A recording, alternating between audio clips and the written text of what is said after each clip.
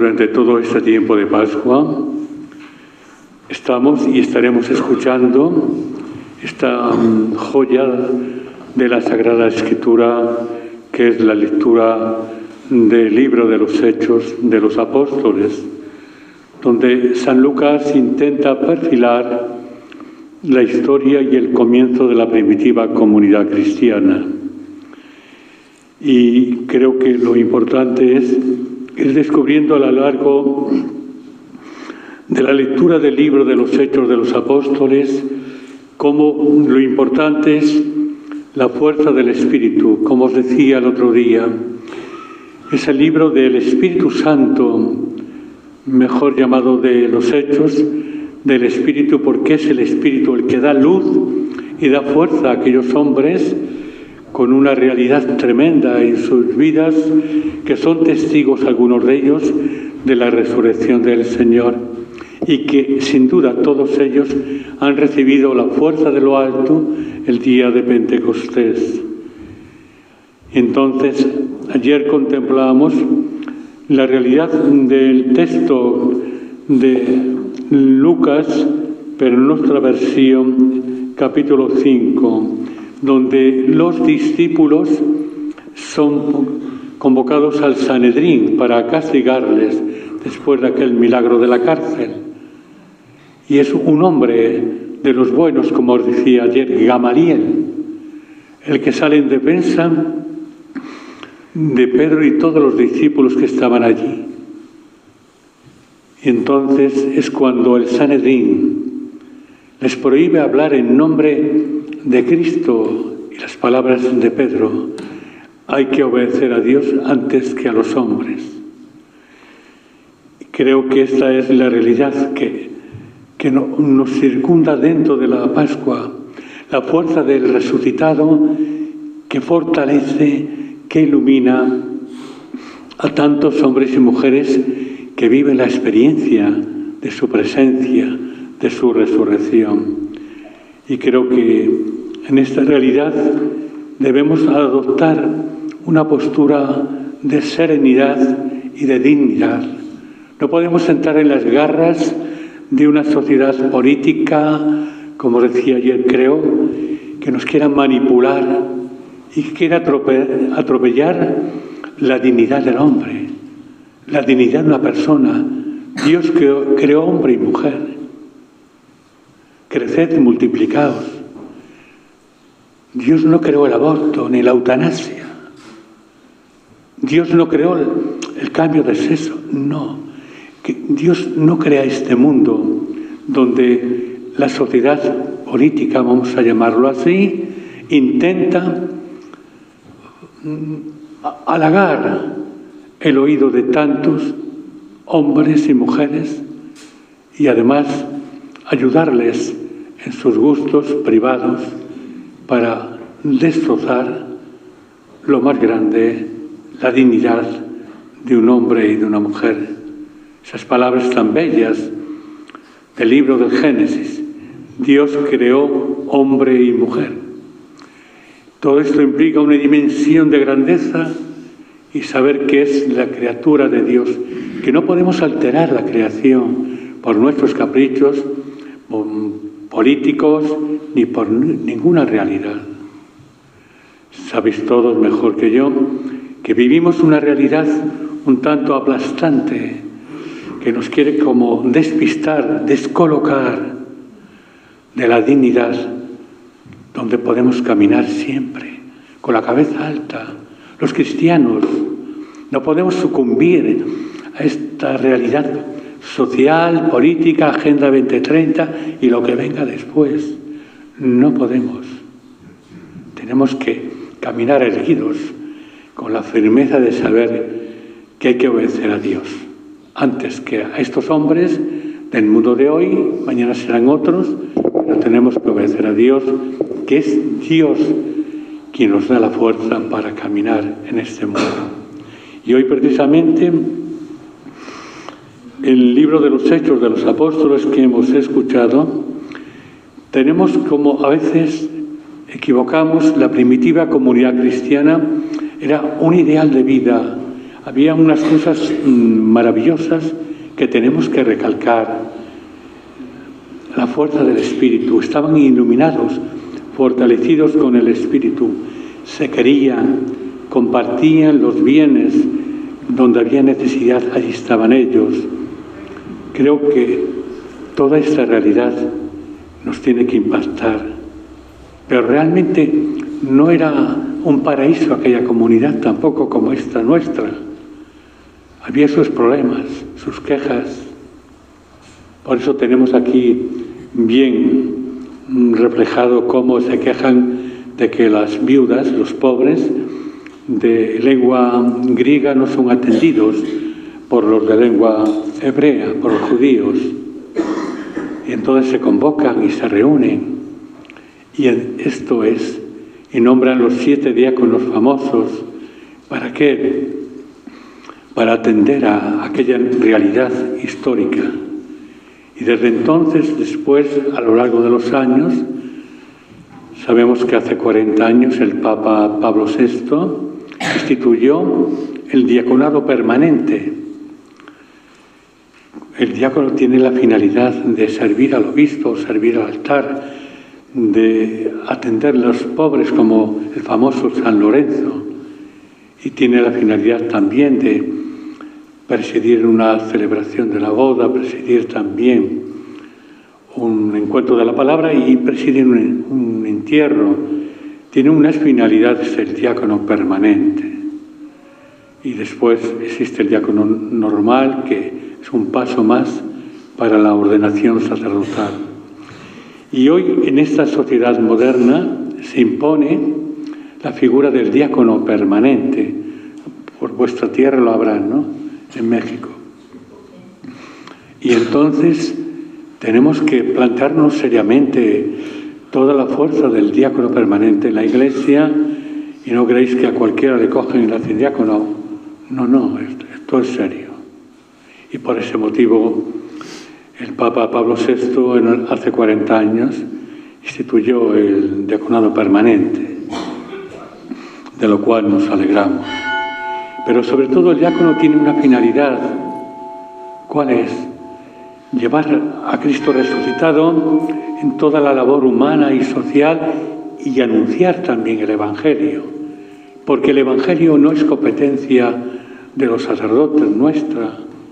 El Evangelio es el patrimonio de todo creyente. Y la obligación de todo creyente de anunciar el Evangelio de Jesús. A veces no con la palabra, a veces de una forma especial con el testimonio. Porque la palabra es muy fácil, pero el testimonio es muy duro. Si hablamos de Cristo, de la Virgen, de Guadalupe, del pobre Juan Diego y todo esto. Pero seguimos los pasos de aquella tilma tan chula. Seguimos los pasos de una aparición de la Virgen que revolucionó México. ¿Lo seguimos?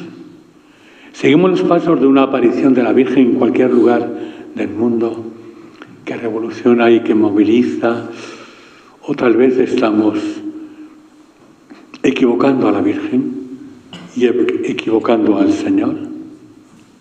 Este es el planteamiento que tenemos que hacernos.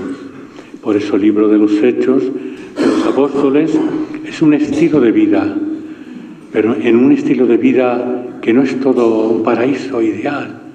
Hay sus problemas, sus circunstancias, y tenemos que saber enfocar los problemas de la Iglesia no con el chismorreo,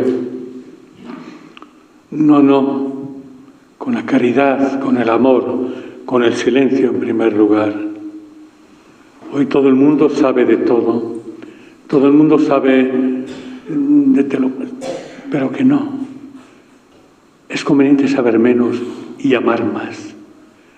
Es conveniente saber menos y actuar mejor. Creo que esto es.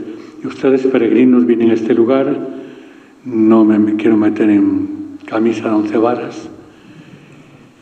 Atraídos por la Virgen, nuestra Madre, pero no olvidéis. La Virgen tiene un mensaje de vivir como una comunidad, como hemos escuchado en el libro de los Hechos de los Apóstoles. donde impere la fuerza del Espíritu Santo. Les he dicho a ustedes muchas veces que si no somos una iglesia de un gran calibre de espiritualidad, de comunión, estamos fracasando. Ellos, ustedes, ellos y nosotros, digo, y ustedes también. Una espiritualidad de comunión que comienza por los pastores de la iglesia. Querernos, ayudarnos. En vuestra tierra os queréis tanto como nosotros, no. Habrá de todo. No Dios que sí, que habrá de todo. Vamos, esto me quiere engañar. Pero quiero decir que esa es la realidad. Es un imperativo a todos nosotros, al clero, a los pastores, a los de la Mitre y a los del báculo y a los de a pie. ¿Para qué? Para saber que somos una comunidad que tenemos que estar iluminados por el Espíritu Santo, anunciar el Evangelio de Jesús. ¿Pero cómo? Con la palabra sí, pero sobre todo con el testimonio de la vida. No olvidéis esto. Y ya para terminar, no ser pesado, diréis, este señor cura no acaba. Es lo siguiente, el Evangelio que hemos proclamado, como este Evangelio, los signos que habla Juan, evangelista y apóstol, está entroncado con el Evangelio de ayer, con la multiplicación de los panes y aquel gesto, aquel signo de la multiplicación de los panes que os señalaba que hay dos notas. Felipe decía que con 200 denarios no se hace nada. Y esto es la apatía de mucha gente. Ay, ¿qué vamos a hacer con esta iglesia, con este mundo, esta gente que ha perdido a Dios? Tenemos que orar por ellos. Tenemos que trabajar, que vean en nosotros testigos de fe, en los pastores y en la comunidad, en el pueblo de Dios. Se puede hacer mucho.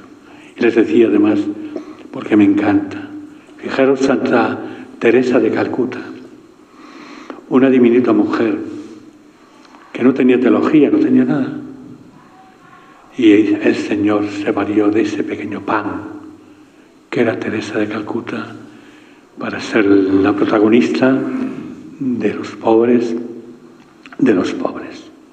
Por eso todo lo que somos y tenemos es válido ante el Señor si nace incluso de un corazón abierto a la Pascua de Resurrección. Y el Evangelio de hoy es una continuación de ayer, donde los discípulos se van a pescar, a navegar, y donde el Señor se marcha a orar, pero nos dice que a las 3 de la mañana o a las 4 aparece el nuevo Cristo, el Señor. Y ellos enseguida, porque les costaba remar, porque el viento era contrario, y creen según que era un fantasma. Y les dice el Señor, no temáis, soy yo. Y esta es la realidad, queridos mexicanos, querida asamblea, querida comunidad. A veces parece que nuestra barca, nuestra vida, que esto viene abajo. El mundo ha dado la espalda a Dios.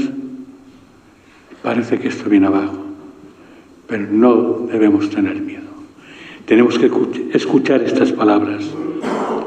No temáis, soy yo. Cristo está con nosotros. Y aunque el viento sea contrario, lo importante es remar y tirar para adelante con la seguridad que Él está divisando nuestra travesía. Y Él está divisando la travesía y nos está ayudando a todos. En la iglesia misma, cuando vemos los cismas de la iglesia, los chismorreos cismáticos de grupos que se esclarecen en las pequeñas comunidades y en estos lugares, cismas, y venga a criticar a todo el que se pone por delante de la iglesia.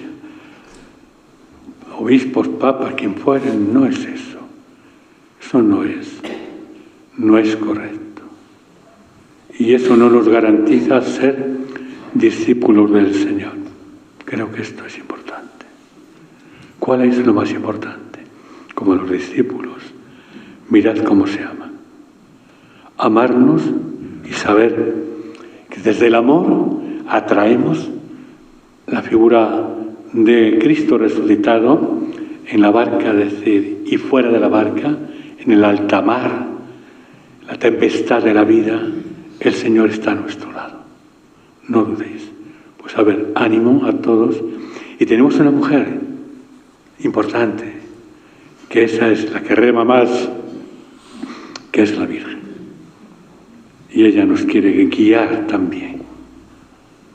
No olvidéis esto, que vuestro México, vuestro Guadalupe, esta Virgen aquí que llaman Garabandal, nos ayude la Virgen. En definitiva, la Virgen nos oriente y nos ayude a todos nosotros.